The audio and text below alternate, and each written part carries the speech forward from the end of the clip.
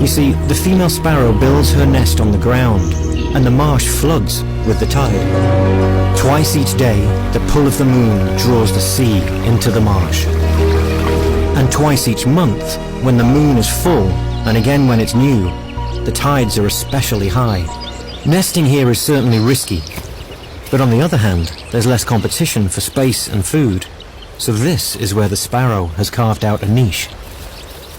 She's in a race against time and the rising tide. The sparrow weaves her nest under the top layer of grass, so it's hidden from predators, but high enough so it should stay above water. It takes 24 to 26 days from the time she begins laying her eggs until her last chicks fledge. Almost the exact length of the lunar cycle. There's no margin for error. For most of the sparrow nests, flooding is inevitable.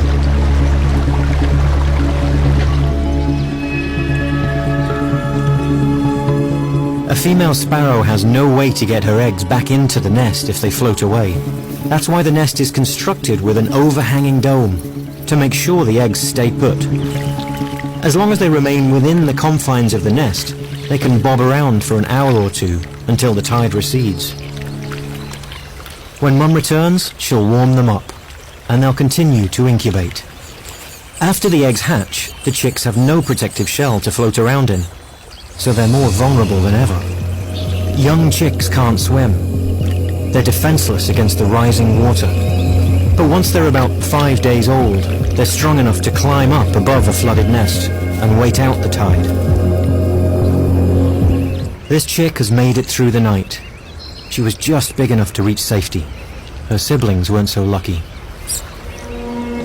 A few centimeters can make all the difference between a successful nest and a catastrophic failure. But enough sparrows survive to keep the little birds coming back to these marshes year after year.